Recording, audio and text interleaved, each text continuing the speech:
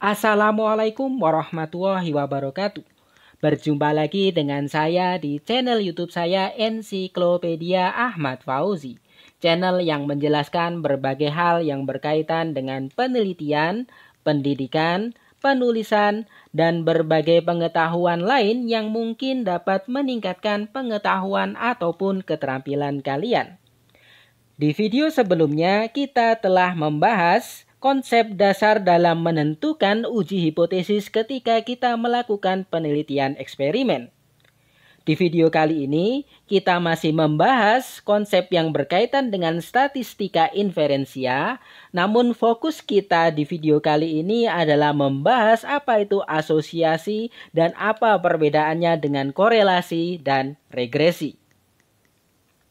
Kalau kita berbicara asosiasi, korelasi, dan regresi, ketiganya memiliki kesamaan, yaitu membahas terkait hubungan. Dan ketika kita melakukan penelitian hubungan, relasi, maka penelitian semacam ini bukanlah penelitian eksperimen. Sehingga di berbagai referensi, penelitian korelasi dianggap sebagai penelitian non-eksperimental. Penelitian relasi, penelitian hubungan bukanlah penelitian eksperimen. Kenapa? Karena bila kita ingat, ketika kita melakukan penelitian eksperimen, karakteristik dasar dari penelitian eksperimen adalah membandingkan beberapa kelompok. Bisa 2 kelompok, 3 kelompok, 4 kelompok, atau bahkan lebih dari 4 kelompok. Dan kemudian kita akan mengenal adanya kelompok kontrol dan kelompok perlakuan, meski pada penelitian pre-eksperimen kelompok kontrol tidak ada. Di sisi lain, ketika kita ingin melakukan penelitian yang mengungkap hubungan beberapa variabel, kita tidak menyediakan kelompok-kelompok tersebut. Kita mengambil subjek penelitian, partisipan, atau responden, kemudian data kita kumpulkan, kemudian kita cari ada tidaknya hubungan 2, 3, 4, atau 5, atau 6 variabel. Dan berbicara terkait hubungan, ada 3 istilah umum yang sering kita temukan, baik di dunia pendidikan, penelitian, berbagai penulisan laporan ilmiah, ataupun di dalam ranah statistik, yaitu istilah asosiasi, korelasi, dan regresi. Ketiga istilah ini nampaknya mirip dan beberapa penulis atau peneliti biasanya menggunakan istilah ini terbolak-balik ya. Ada yang menggunakan terkadang korelasi, asosiasi, regresi, namun ternyata maknanya kurang tepat. Sehingga penggunaan istilah tersebut di dalam laporan penelitian mereka menjadi kurang tepat. Nah, sekarang mari kita bahas apa perbedaan ketiga istilah ini dan apa saja kemungkinan analisis statistik, khususnya statistika inferensia, yang bisa kita gunakan ketika kita melakukan penelitian berbasis asosiasi, korelasi, ataupun regresi. Sekarang, mari kita bahas terlebih dahulu terkait asosiasi. Berbicara terkait asosiasi, asosiasi sebenarnya merupakan istilah yang umum yang memiliki makna adanya hubungan, adanya keterikatan antara 2 variabel.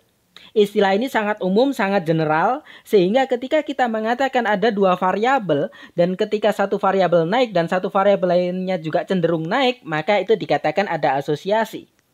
Atau ada keterikatan. Ketika ada satu variabel yang turun, variabel lain juga turun, atau bahkan sebaliknya. Ketika ada satu variabel naik, dia malah turun. Ketika kita menyandingkan 2 variabel dan kemungkinan ada hubungan semacam itu, kita kenal keduanya memiliki asosiasi. Namun ada kalanya kita menyandingkan 2 variabel, ternyata kedua variabel tersebut tidak menunjukkan kecenderungan tadi, sehingga kita katakan tidak ada asosiasi. Nah, dari layar ini bisa kita lihat ketika kita melibatkan 2 variabel, misalkan variabel X dan variabel Y, kemudian datanya kita jadikan scatter plot seperti ini, kita titik-titik-titik, kita lihat di sisi kiri grafik-grafik yang menunjukkan adanya asosiasi, ada kecenderungan. Kita lihat ya, dari 4 contoh grafik ini, kecenderungan yang pertama ini anggap ya, ini sumbu X-nya, ini sumbu Y-nya, maka ini variabel X, ini variabel Y. Nah, di sini kecenderungannya ketika salah satu variabel naik, variabel yang lain turun, sehingga garisnya miring seperti ini. Sedangkan di grafik yang kanan sebaliknya. Sedangkan yang di bagian pojok sini naiknya seperti seperti kuadrat. Jadinya naiknya tidak lurus namun melengkung. Nah, di sini merupakan contoh-contoh grafik yang menunjukkan keberadaan asosiasi di antara variabel yang diposisikan sebagai sumbu X dan sumbu Y. Sekarang kita bandingkan dengan dua grafik yang di sebelah kanan. Nah, dengan dua grafik ini kita lihat ketika dua variabel di scatter plotkan, titik-titiknya tersebar secara acak. Tidak menunjukkan kecenderungan seperti 4 contoh grafik di sebelah kiri ini. Maka berdasarkan scatter plot ini bisa kita katakan tidak ada asosiasi di antara kedua variabel tersebut. Tidak ada hubungan, tidak ada keterikatan. Ya, jadinya ketika ada satu variabel yang kemungkinan naik terus, variabel yang lainnya tidak ada keterikatan, dia bisa tetap, bisa turun, bisa naik. Misalkan bagaimana kita melakukan penelitian tersebut melibatkan dua variabel, misalkan penelitian pendidikan, motivasi dengan hasil belajar. Ketika motivasi dan hasil belajar datanya telah kita kumpulkan, kemudian kita membuat grafik. Kita siapkan sumbu X dan sumbu Y-nya dahulu. Sumbu X-nya adalah motivasi, sumbu Y-nya adalah hasil belajar. Kemudian ada 30 siswa yang kita libatkan. Kemudian nanti kita cek budi, skor motivasinya 30. Sedangkan hasil belajarnya 35. Kita cari titik sumbu X 30 sedangkan sumbu Y-nya 35 sehingga muncul titik di dalam grafik tersebut. Si Ani juga seperti itu. Si Ani motivasinya misalkan 40, hasil belajarnya 45 dan seterusnya. Kita cari titik-titiknya, kita tuliskan titik-titik koordinatnya berdasarkan angka di hasil belajar dan motivasi. Ingat ya pelajaran matematika SMA bagaimana caranya kita membuat titik-titik koordinat di grafik yang ada sumbu X, Y-nya. Ketika titik-titik tersebut ternyata membentuk kecenderungan, maka dapat kita simpulkan ada asosiasi atau hubungan di antara motivasi dan hasil belajar. Namun, setelah kita memberikan titik-titik tersebut, kemudian kita lihat ternyata titik-titiknya tersebar secara acak, tidak membentuk pola tertentu, maka kedua variabel tadi, yaitu motivasi belajar dengan hasil belajar, dinyatakan tidak ada asosiasi atau tidak ada hubungan. Kalau kita berbicara asosiasi, maka bahasan kita sudah cukup sampai situ. Hanya ingin tahu ada tidaknya asosiasi. Jadinya asosiasi memiliki makna yang sangat luas. Kalau kita berbicara hubungan, maka ya itu berkaitan dengan asosiasi. Bila kita berbicara satu variabel memiliki ketergantungan dengan variabel yang lain, jadinya saling terikat ya. Jadinya semacam dependent, maka dikatakan adanya asosiasi. Nah, sekarang kita lihat apa analisis statistik yang bisa kita gunakan ketika kita ingin menganalisis asosiasi. Salah satu yang paling sering digunakan adalah uji chi-square. Ya, simbolnya itu ya, chi itu seperti X, kemudian square itu kuadrat ya. Nah, uji chi-square bisa kita gunakan untuk mengidentifikasi atau menganalisis ada tidaknya asosiasi di antara dua variabel kategoris. Misalkan saja, kita ingin melihat ada tidaknya asosiasi antara gender dengan kemampuan akademik.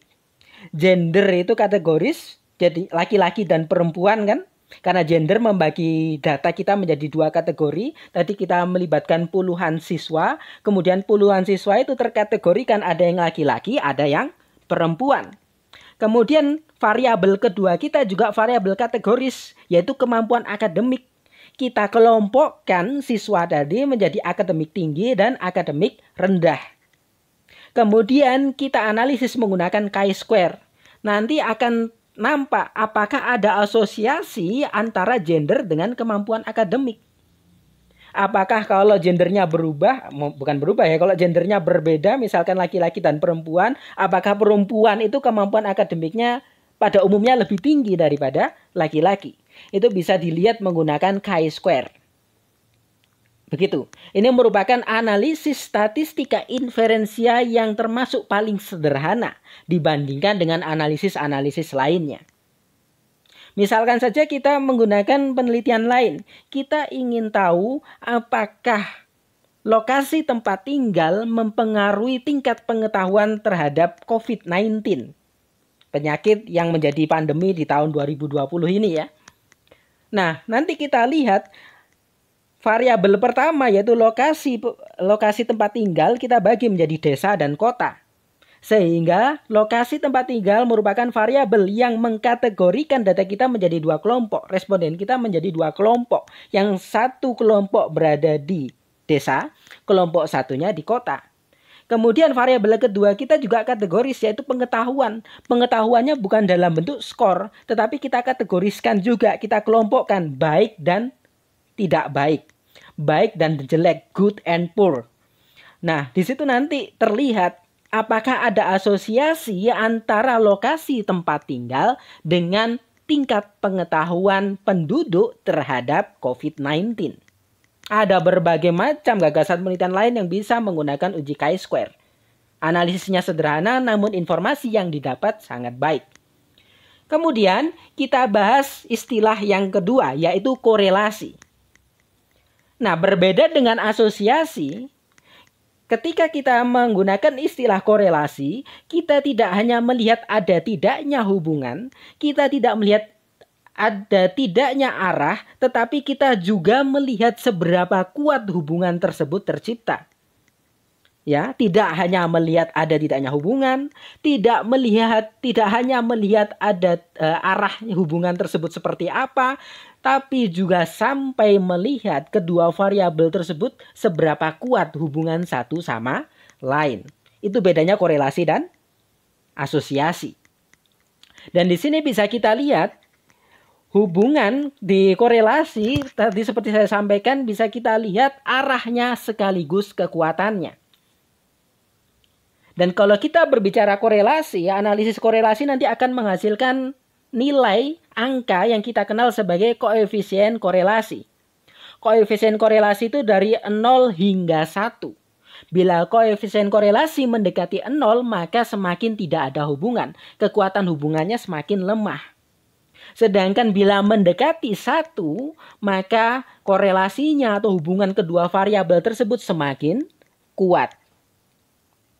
Dan arahnya bisa kita lihat dari negatif positifnya angka di koefisien tersebut. Bila nanti hasil perhitungan menunjukkan negatif 0,5 atau negatif 0,6 atau negatif dengan angka yang lain, maka hubungan keduanya adalah negatif. Maksudnya bagaimana? Ketika ada satu variabel yang naik, variabel yang lain turun. Ketika ada satu variabel yang semakin bagus, variabel satunya semakin jelek. Kemudian, selain negatif, ada kalanya koefisien korelasi positif. Misalkan 0,3, 0,6, 0,95. Ketika koefisien korelasinya positif, maka korelasi tersebut memiliki hubungan yang positif. Artinya, ketika ada satu variabel yang naik, variabel satunya semakin naik. Ketika satu variabel semakin tinggi skornya, maka akan diikuti dengan peningkatan skor di variabel satunya. Sehingga di sini bisa kita lihat, di sini ya ketika koefisien korelasinya 0 dikatakan no correlation, tidak ada korelasi. Sedangkan ketika koefisien korelasinya 1, baik negatif ataupun positif 1 dikatakan perfect correlation, korelasinya sempurna. Dan di sini juga bisa kita lihat, dari grafik ini bisa kita lihat, bila koefisien korelasinya negatif, maka grafik yang terbentuk seperti ini. Ya. Sedangkan kalau positif arahnya berbeda. Ingat ya, bawah ini sumbu X, atas sumbu Y. Ketika koefisien korelasinya positif, maka semakin ke kanan, maka titik-titiknya semakin di atas. Lihat, seperti itu semua. Sedangkan di yang sebelah kiri sini, yang koefisien korelasinya negatif, ketika semakin ke kanan, titik-titiknya malah semakin ke bawah. Kenapa? Karena semakin tinggi variabel satunya, maka angka di variabel pasangannya semakin turun. Berbeda dengan korelasi yang positif, semakin tinggi angka di variabel sumbu X, semakin tinggi pula angka variabel di sumbu Y. Sehingga bentuk garisnya, arahnya seperti ini. Dan kita lihat semakin tinggi nilai koefisien korelasinya, atau dalam artian lain semakin mendekati 1, sebaran titik-titiknya semakin rapat. Kita lihat ketika koefisien korelasinya 0, maka sebarannya tidak jelas, tidak membentuk pola tertentu. Ketika semakin meningkat, terbentuklah pola garis tersebut, namun titik-titiknya masih tersebar.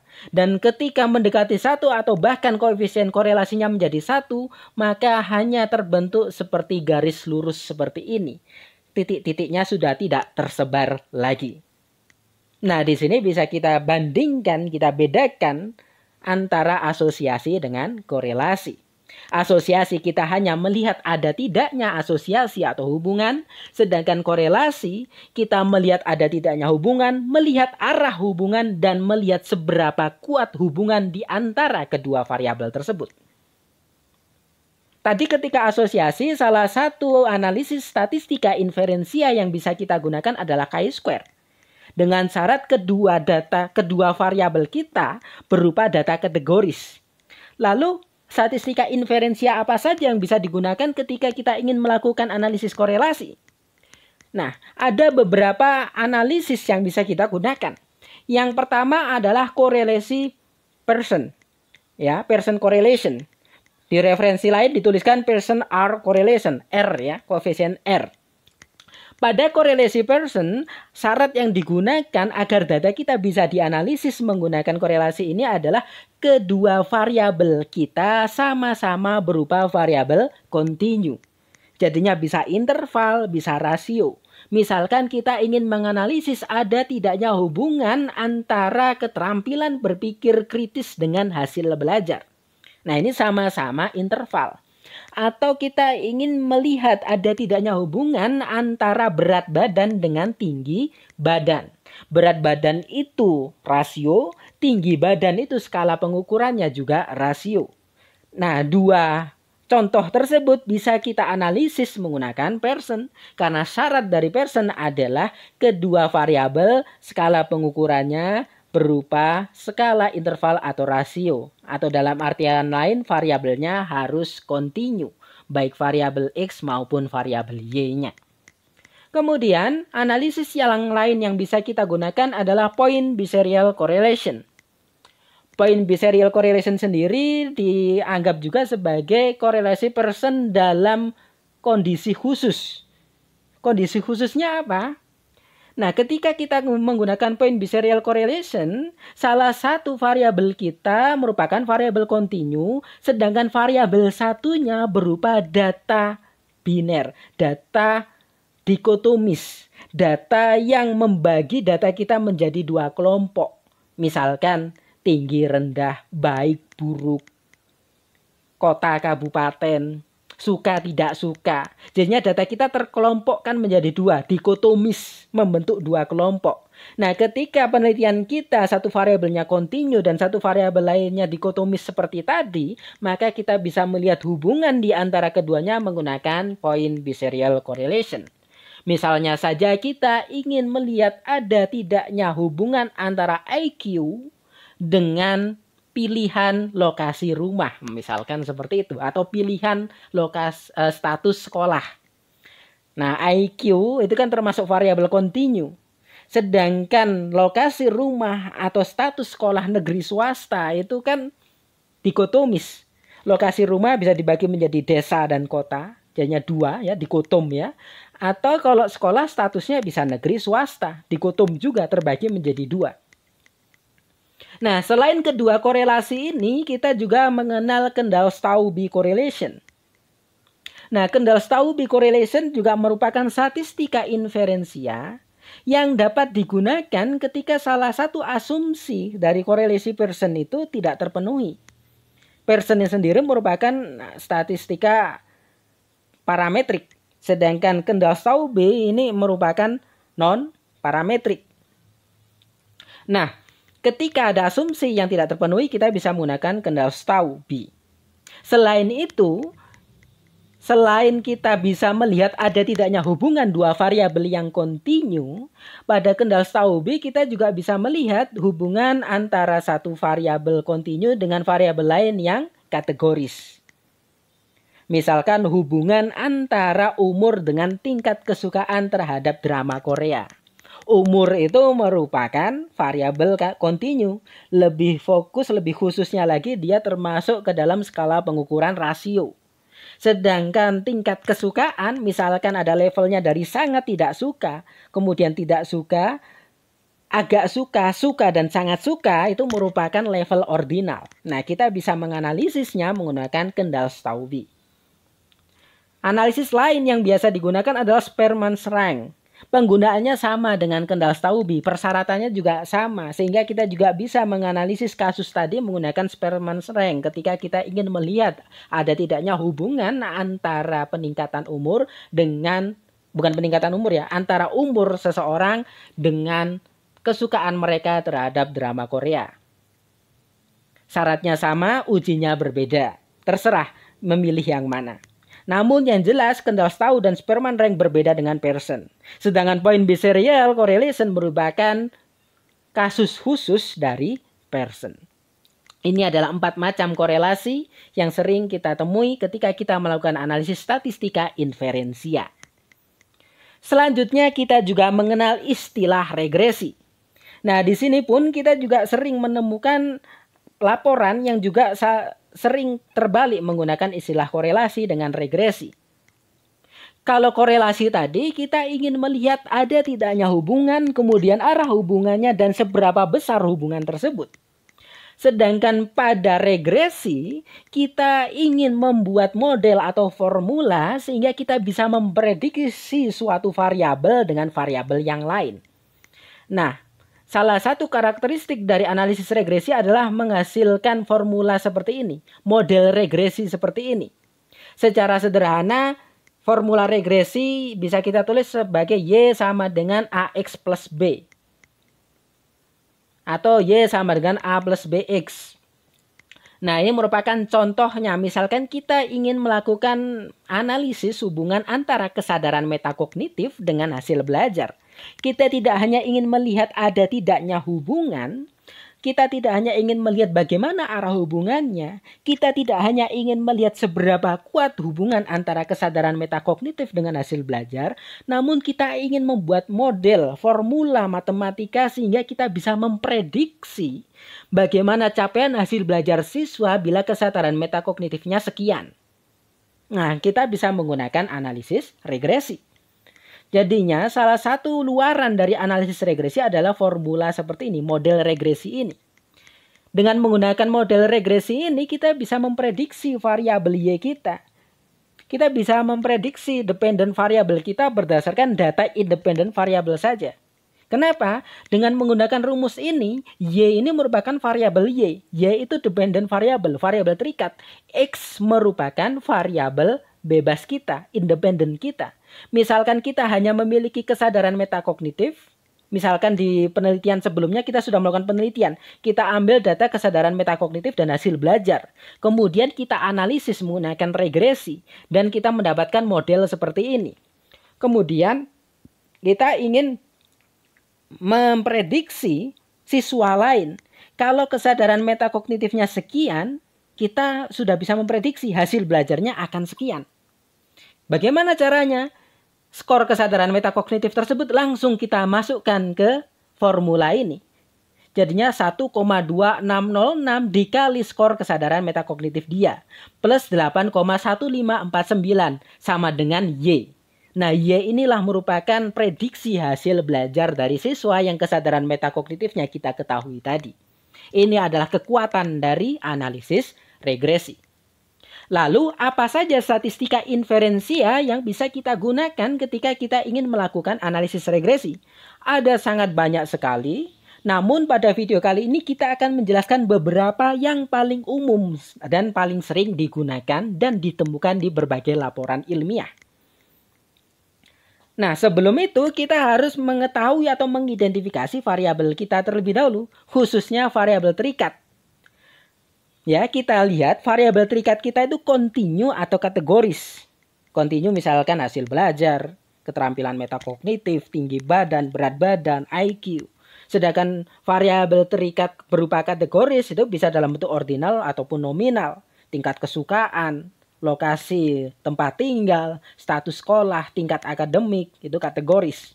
Nah, sekarang kita lihat terlebih dahulu analisis regresi yang umum digunakan pada data yang variabel terikatnya berupa data kontinu.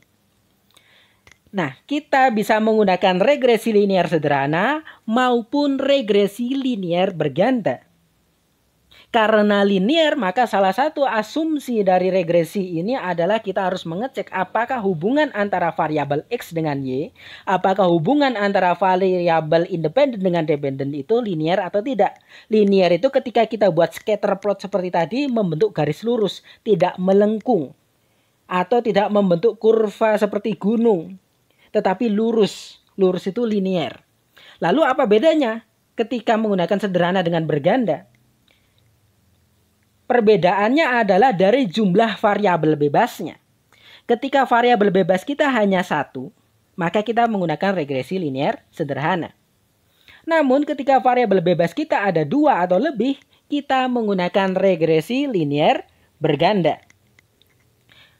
Dengan variabel terikat yang hanya satu semua. Misalkan kita ingin melihat ada tidaknya hubungan antara keterampilan berpikir kritis dengan hasil belajar siswa. Variabel bebasnya hanyalah keterampilan berpikir kritis. Hasil belajar adalah satu-satunya variabel terikat. Maka kita bisa menggunakan regresi linear sederhana. Dan hasil belajar merupakan variabel terikat dalam variabel kontinu.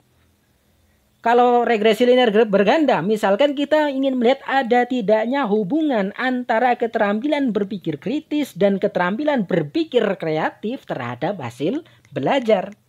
Tetap variabel terikatnya hanya satu, yaitu variabel kontinu berupa hasil belajar tadi.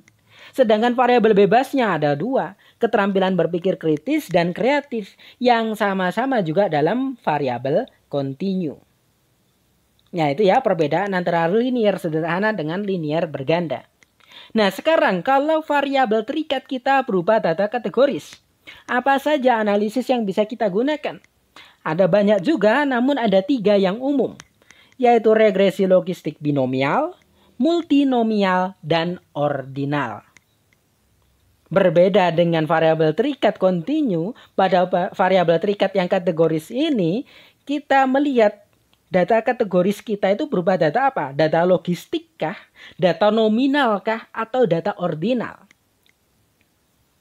Ya, data kita misalkan data biner, data dikotomis.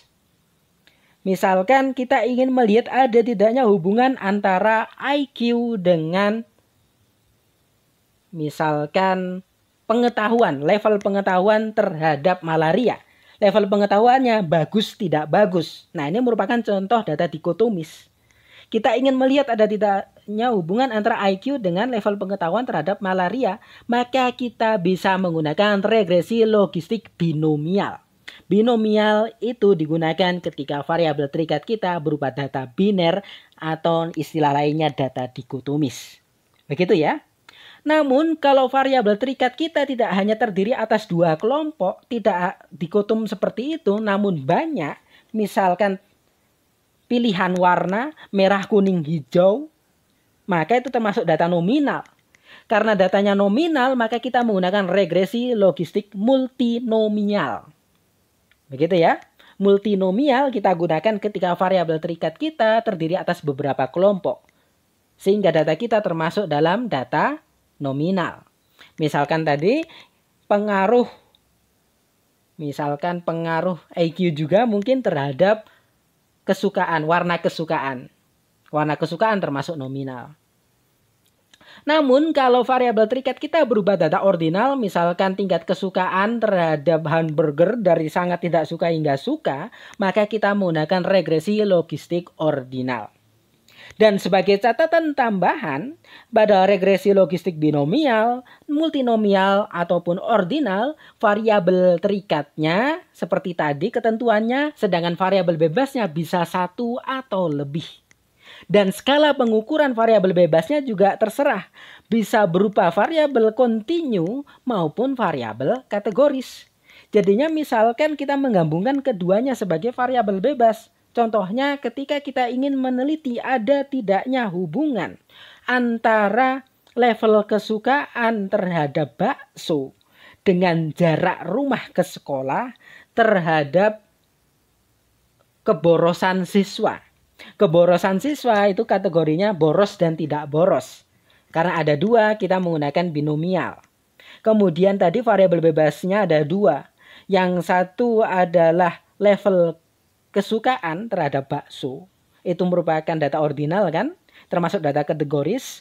Sedangkan yang kedua jarak rumah itu termasuk data kontinu. Lebih tepatnya data dalam skala rasio.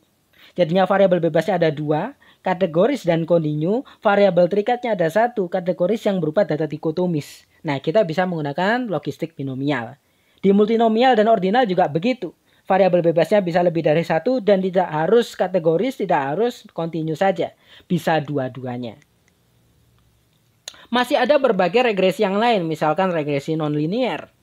Akan kita bahas di video lainnya. Begitu ya. Demikian penjelasan saya terkait asosiasi, korelasi, dan regresi dan kaitannya terhadap statistika inferensia. Kita telah mempelajari apa perbedaannya, apa contoh-contoh statistika inferensia yang bisa kita gunakan, dan bagaimana contoh kasus yang dapat kita pilih ketika kita ingin menggunakan berbagai analisis statistika tersebut. Kita akan bertemu lagi di video selanjutnya. Kita bahas konsep-konsep dan praktik statistik yang lain. Oleh karena itu, tetap stay tune in my channel. Terima kasih atas perhatiannya. Mohon maaf bila ada kesalahan. Assalamualaikum warahmatullahi wabarakatuh.